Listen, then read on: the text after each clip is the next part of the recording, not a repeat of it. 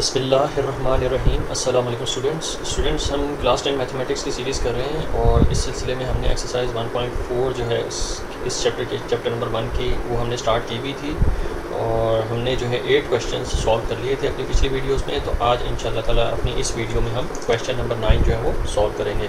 तो question number 9 जो है कुछ इस तरीके से प्रिंटेड है हमारी बुक में, तो आप इसे वेरीफाई कर सकते हैं अपनी बुक के साथ।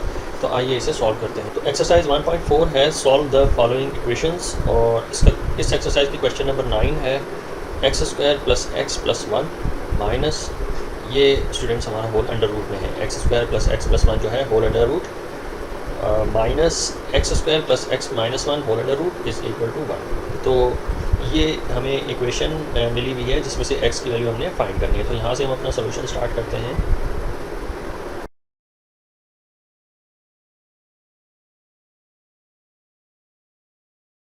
तो स्टूडेंट्स मैं इस स्क्वायर रूट में जो कॉमन वैल्यूज़ हैं वो है x² + x, तो इसके गिर्द में जो है वो ब्रैकेट डाल दूँगा और सेकंड स्क्वायर रूट में भी जो है सेम वैल्यू आपको नज़र आ रही है तो उसको भी मैं ब्रैकेट में इनक्लोज़ कर देता हूँ।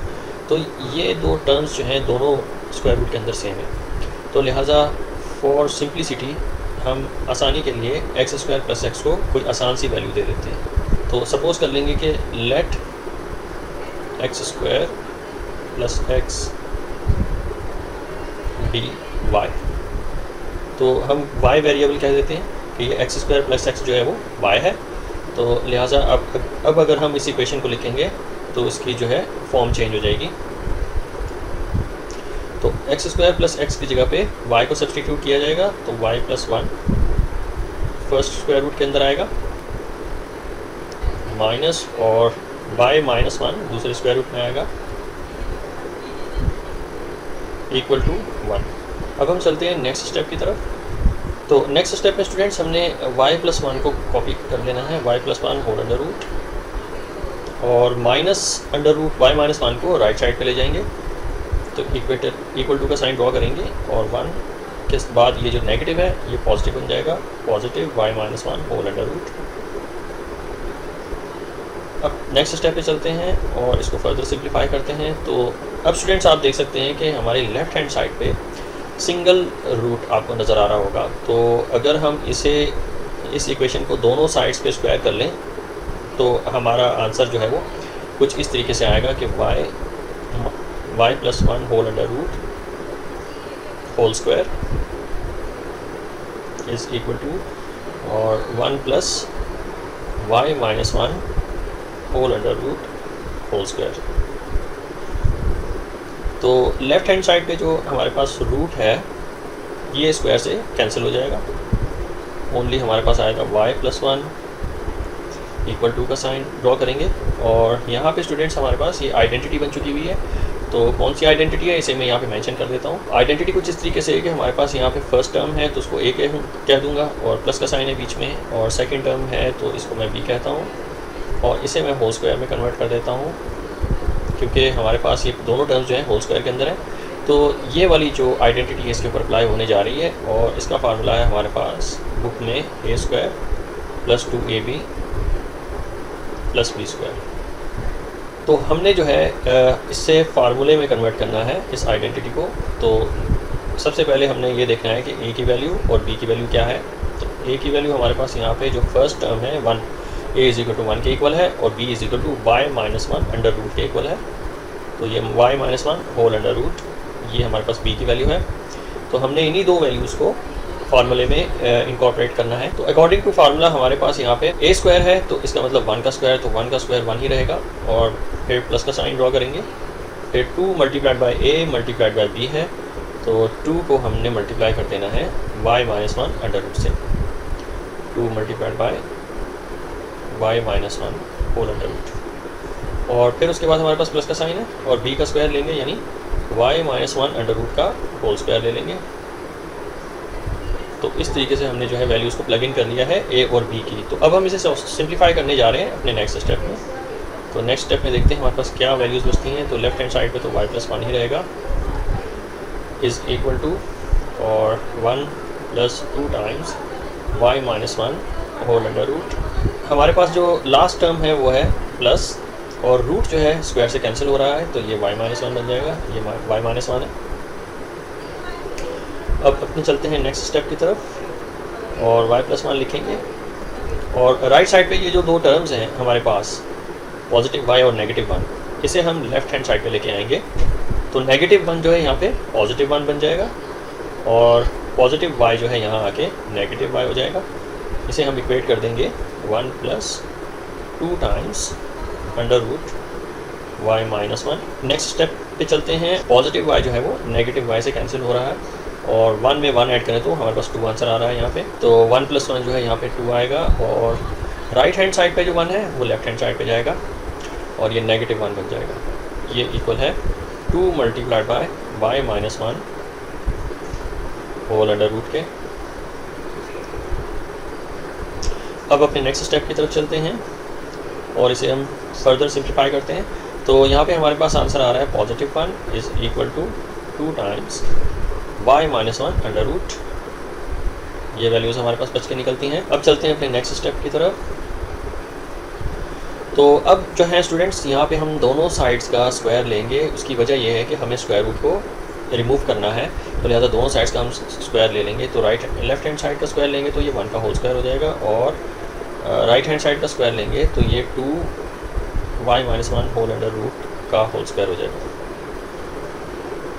अब चलते हैं अपने नेक्स्ट स्टेप की तरफ और 1 का स्क्वायर तो 1 ही रहेगा, तो 1 इज़ इक्वल टू 2 का स्क्वायर जो है 4 हो जाएगा और y-1 जो अंडर रूट के अंदर था वो अपने स्क्वायर से ख़त्म हो जाएगा, तो ओनली हमारे पास आ जाएगा ब्रैकेट में y-1।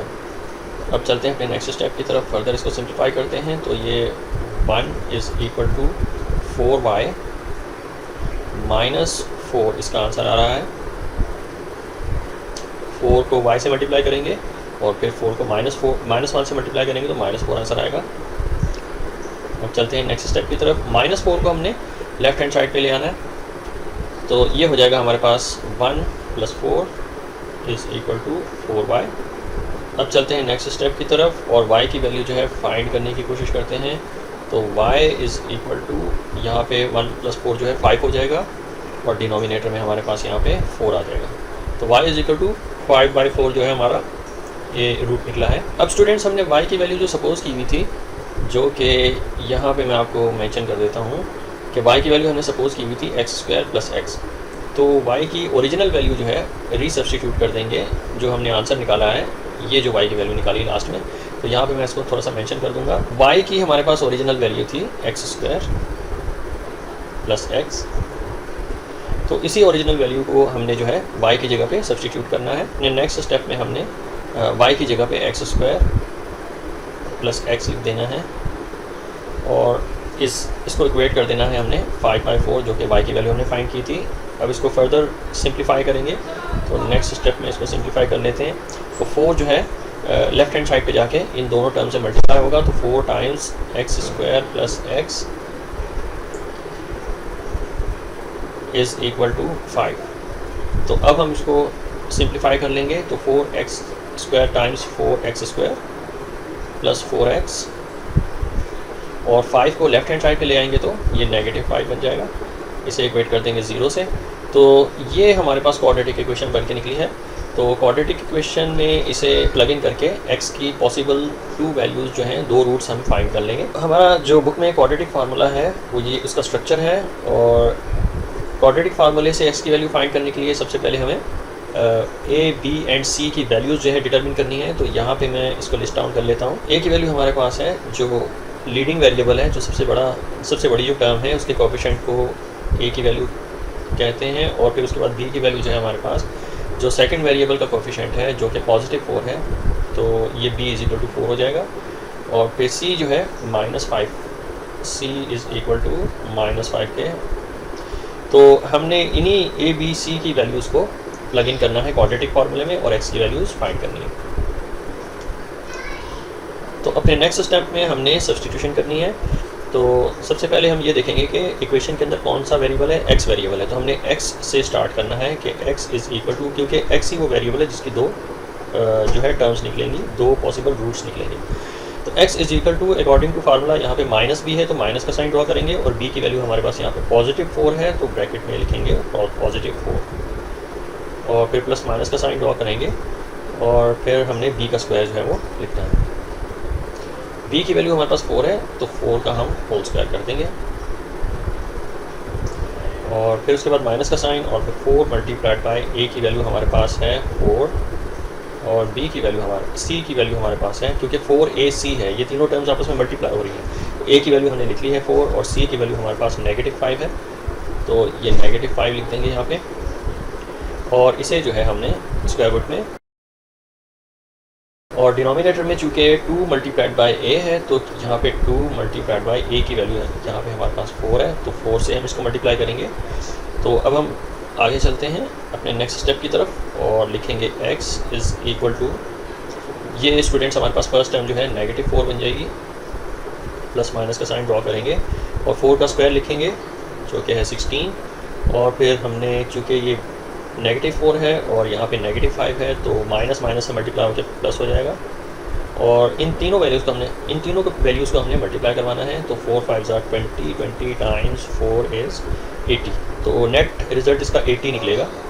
तो हम इसको कैलकुलेट करके भी देख लेते हैं। 4 टाइम्स 4 टाइम्स 5, तो आंसर आएगा 80। तो हमने यहाँ पे 80 जो है वो मेंशन कर देना है। अब इसे हम जो है स्क्वायर रूट में लिखेंगे और डिनोमिनेटर में जो है वैल्यूज़ को मल्टीप्लाई करके लिखेंगे। हमारे पास 2 मल्टीप्लाइड बाई 4 है, तो यहाँ पे नेट रिज़ल्ट हमारा 8 आएगा।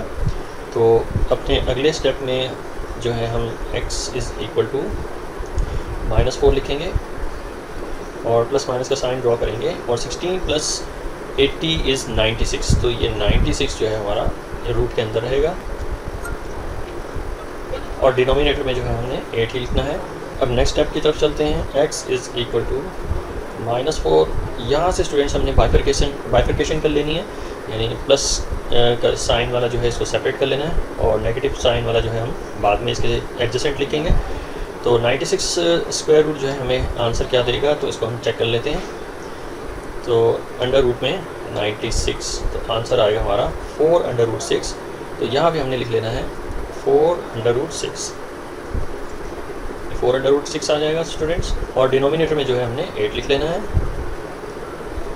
अब चलते हैं अपने नेक्स्ट स्टेप की तरफ और यहाँ पे हमने जो है सेमीकोलन ड्रॉ करके x की सेकंड वैल्यू जो हमने फाइंड करनी है, इस मरतबा हमने नेगेटिव साइन के साथ फाइंड करनी है। तो x इज़ इक्वल टू -4, तो हमने प्लस लिखा था पहले, तो इस मरतबा हमने इसको नेगेटिव में जो है फाइंड करना है। तो हमारे पास वैल्यू है 4√6, 6 लाइन ड्रॉ कर देंगे।